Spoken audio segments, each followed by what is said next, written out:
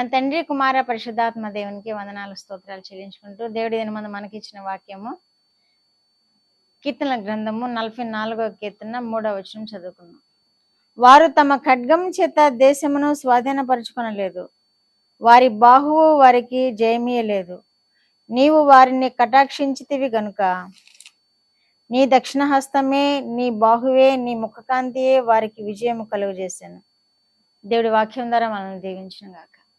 ఎంతైనా నమ్మదగిన వాడవు నా యేసయ్యా,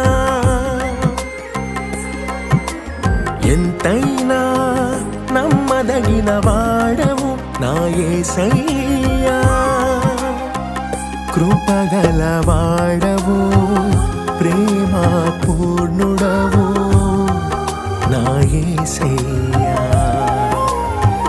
కృపగల వాడవు, ప్రేమ పూర్ణుడవు నా యేసయ్యా, ఎంతైనా నమ్మదగిన వాడవు నా యేసయ్యా, ఎంతైనా నమ్మదగిన వాడవు నా యేసయ్యా. నువ్వు ప్రార్థించగా నా యొద్దకు వచ్చితివి, భయపడవద్దని నన్ను బలపరచితివి.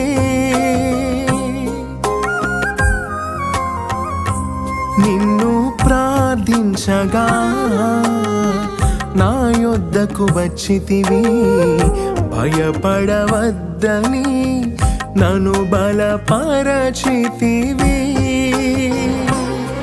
నా స్నేహము నీవే, నా శక్తియు నీవే, నా నిబ్బరం నీవే, నా సర్వస్వం నీవే.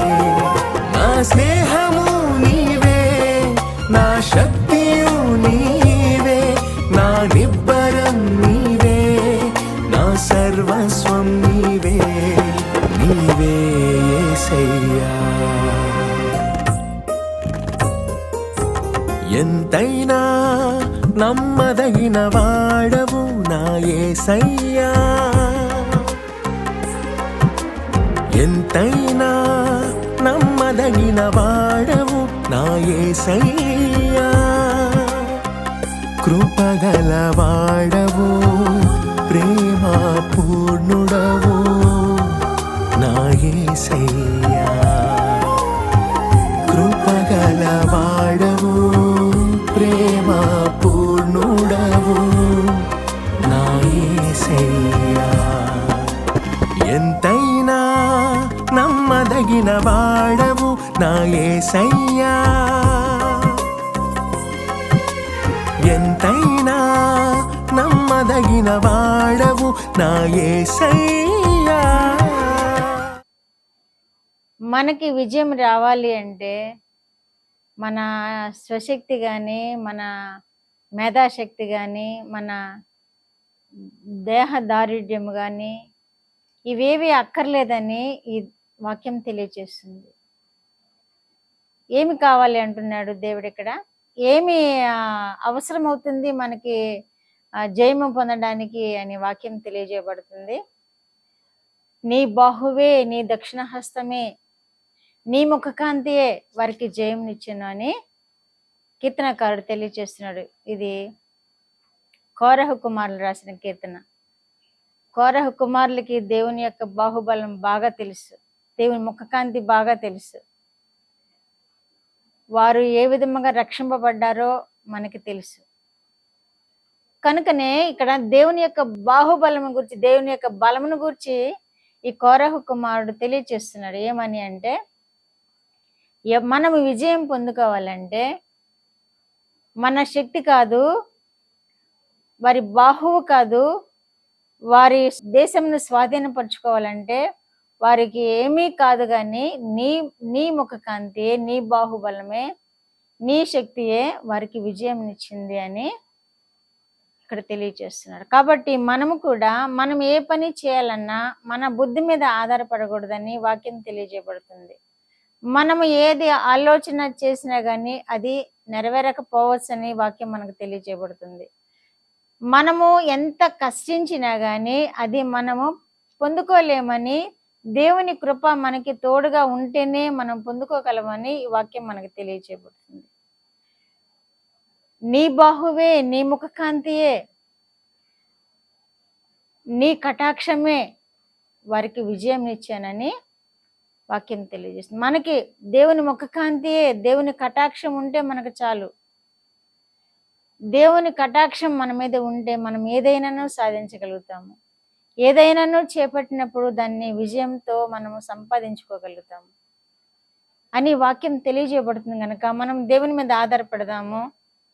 మన చేసే పని అంతటిని దేవుని బాధలేదు సమర్పిద్దాము. దేవుడు మనల్ని నడిపిస్తాడు, జయంతో ముందుకు తీసుకొని వెళ్తాడు.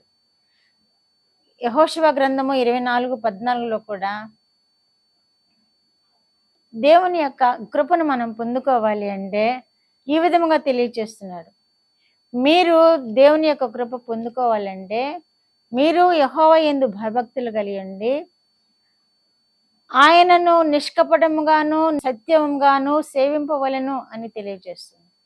ఆయన మన విజయంతో నిలపాలి అంటే, మన శత్రువుల నుండి మనకి విడుదల కలుగు చేయాలంటే ఆయన బాహువే అని తెలియజేసినట్లుగా ఇక్కడ కూడా మనకి ఆయన బాహువు ఎలా ఉంటుంది, ఎలా పొందుకోగలుగుతాం మనం ఆయన ద్వారా విజయం అని వాక్యం తెలియజేయబడుతుందంటే, నిష్కపటమైన భక్తితో మనం ఆయన సేవించాలని వాక్యం తెలియజేయబడుతుంది. భయభక్తులు గలవారై ఉండాలని వాక్యం తెలియజేయబడుతుంది. సత్యంతో ఆయనను సేవించాలని వాక్యం తెలియజేయబడుతుంది. ఇవి చేసినప్పుడు మనము దేవుడు తప్పకుండా మన మార్గమును సరళం చేస్తాడు, మనకి జయం ఇస్తాడు, మన ఆలోచనలన్నింటినీ సఫలం చేస్తాడు, మన కార్యాలన్నీ నెరవేరుస్తాడు, మనల్ని విజయంతో నిలబెడతాడు. ప్రార్థన. మా దేవా, మా ప్రియ పరలోక ప్రభువా, ఇచ్చిన వాక్యం కొరకు వందనాలు ప్రభువా. వినిచిన బిడ్డలను కూడా మీ యందు భయభక్తులు కలిగి నాయన మిమ్మల్ని అనుసరించి వారు జయం వెంబడి జయం పొందుకుంటూ వారు చేపట్టే కార్యాలన్నిటిలో నాయన విజయంతో నాయన ముందుకు వెళ్ళగలిగినట్లు మీరు ఆశీర్వదించమని యేసుక్రీస్తు వారి పేరటి మనవులు మీ పాదముల మీద వేడుకుంటున్నాను పరమ తండ్రి. ఆమేన్.